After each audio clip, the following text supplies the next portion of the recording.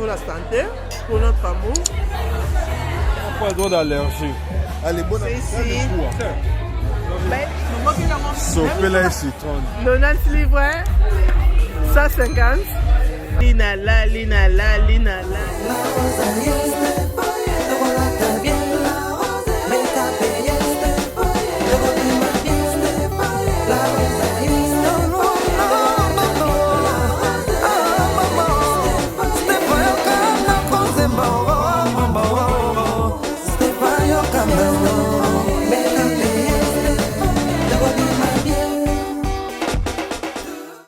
Bonjour les belles dames, j'espère que vous allez bien. Nous allons bien par la grâce de Dieu. Donc le Ems out, mais moi un resto, donc on take out. Donc take out c'est quoi en français encore?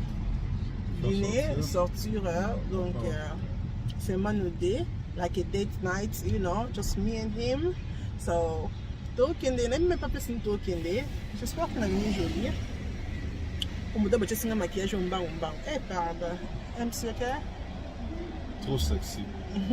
Ça va? Très bien. Ok, ouais, boy. Moi aussi j'ai faim, je ne vais pas encore manger parce qu'on a gardé le moment de la lampe pour les blocs de Gambo au ici. Oui. Ok, ouais, On part à Covent Garden, ok. à côté du soleil. D'accord, côté du soleil. Ok, d'accord. Donc, ok, resto. Soleil Ngonga, on vient à côté de chez toi. Donc, resto, donc c'est moi mon mari, donc moi Ems.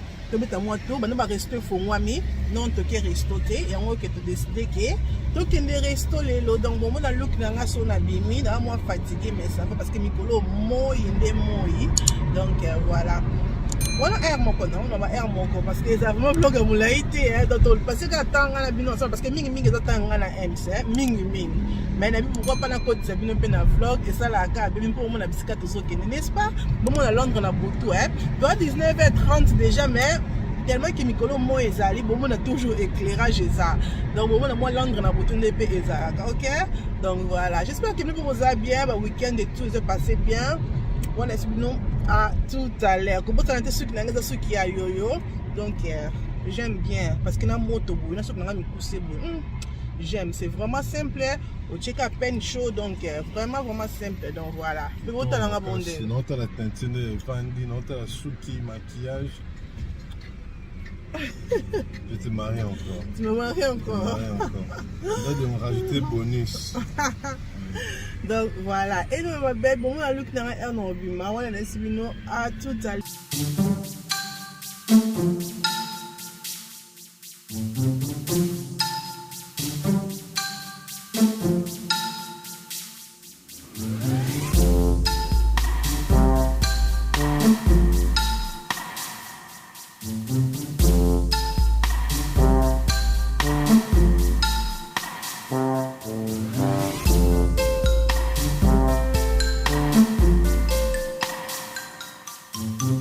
Ok, babe, tu as combien de minutes pour la ligne? 8 minutes.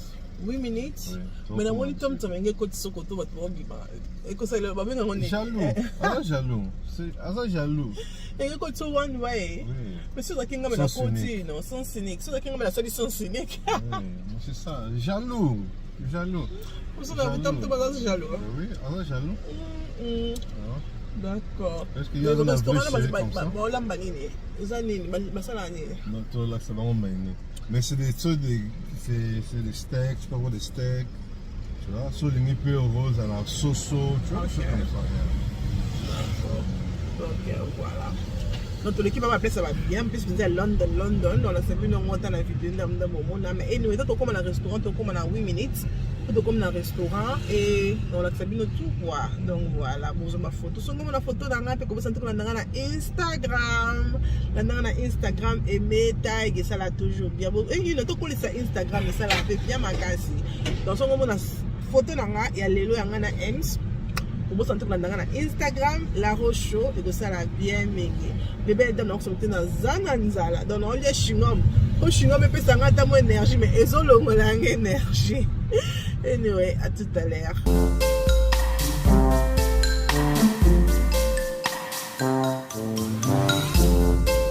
Ok ma belle, look nana c'est comme ça là, comme vous avez mon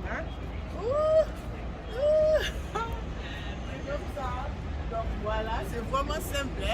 On est sous top, on a Zara, on a sel, on a 5 livres, et on a qui nous mais on a commencé avec exercice, na kondi.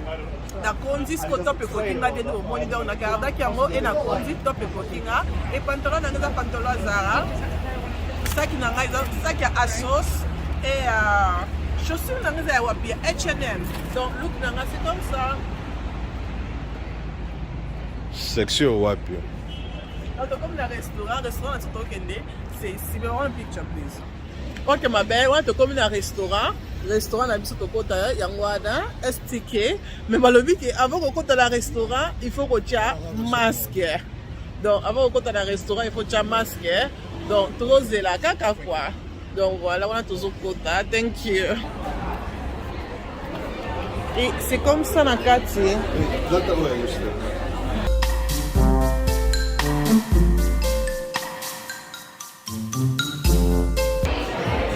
entrer en haut, c'est comme ça là. On va entrer et au côté. Et la carte en haut, c'est comme ça. C'est vraiment simple. How big is this lamb wrap? Donc, on a le menu. Même là, c'est un menu. Donc, voilà notre menu, c'est ça. Et donc, voilà. Mais vous commandez. D'accord.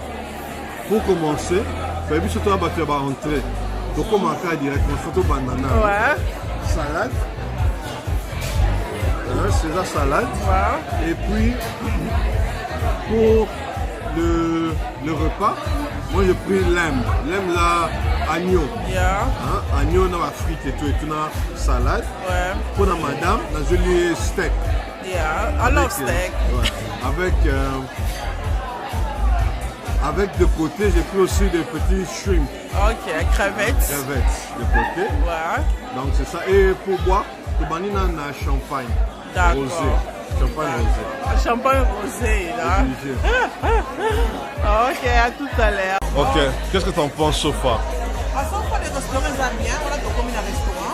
Donc, le restaurant, ils ont vraiment propre. Et puis, les gens, ils ont te bénir. Tu vois, tu sais qu'il y a un coup, avant qu'il y a un coup dans un restaurant, moi, distance, il y a 1 mètre.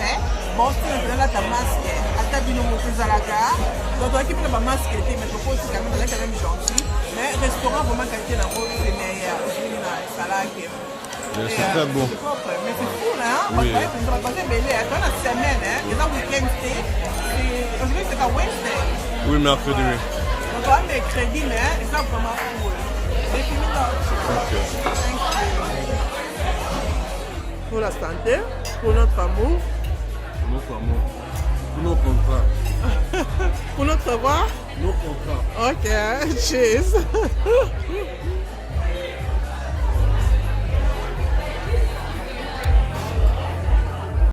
Oh, look at this.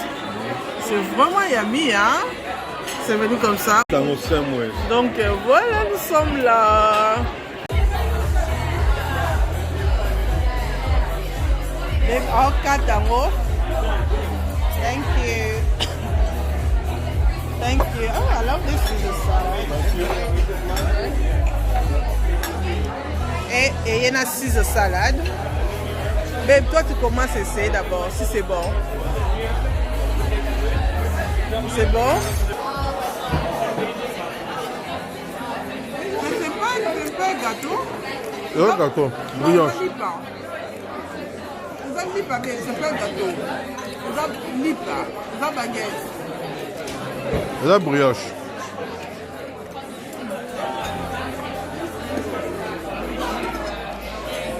On va faire une assise au salade. I need to put some cream. C'est vraiment bon. Allez, on mange. On va changer de bambeli pour bientôt. Nous souvenons ya. Et aussi ici, champagne na biso déjà. Aux qui glace à l'Ibosso. Tu vas prendre quoi? Notre deuxième glace. Moi, je prends de rosé. Tu vas prendre rosé? Et moi, je vais prendre le cocktail. So, là déjà champagne dans la c'était vraiment bon. Champagne, il faut pas combo nango. Pas quoi c'est un combo nango. C'est ça. Combo nango c'est quoi? Brouillard 4 salmon. Brouillard 4. Briacat Salma. Yeah, faut comment parce que nous toujours champagne dans le enjoy. This is nice. C'est vraiment nice. C'est pas Beef? Which one is that? Bracket beef, short rib. Beef, yeah? Yeah, the big one. My beef, c'est ici. Bah, il y a baby qui a beaucoup, ouais. Ah, ça c'est pour MC. Là, ce que vous avez dit, là. Bah, il bio.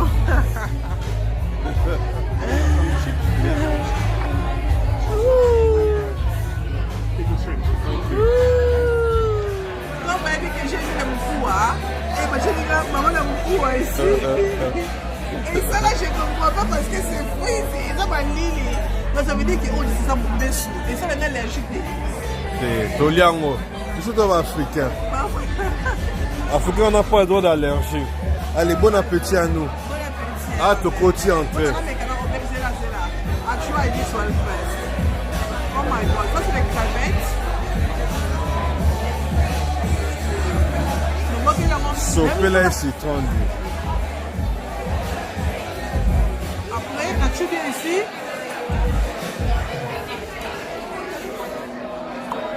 C'est bon. Il faut taper ma lèvre.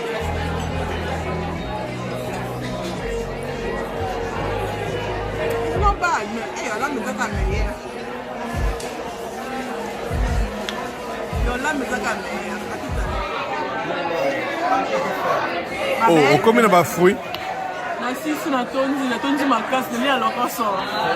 Bota ça na ye komi et la crevette na boko lia moté ya mombeso na megate la boko lia moté na tiki ba ngoma na ndi na boko citron pour elongo na ba graisse nyonso o na lila ana ngombe.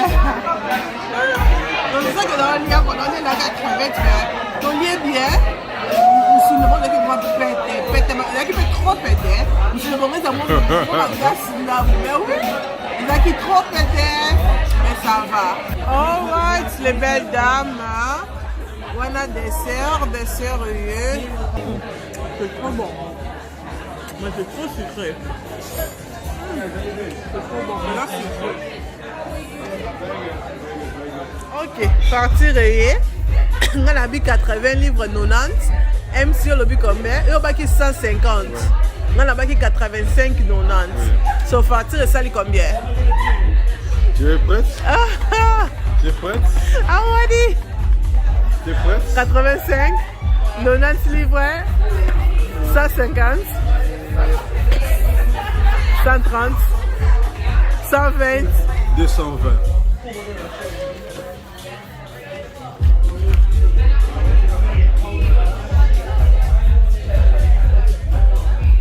Nalali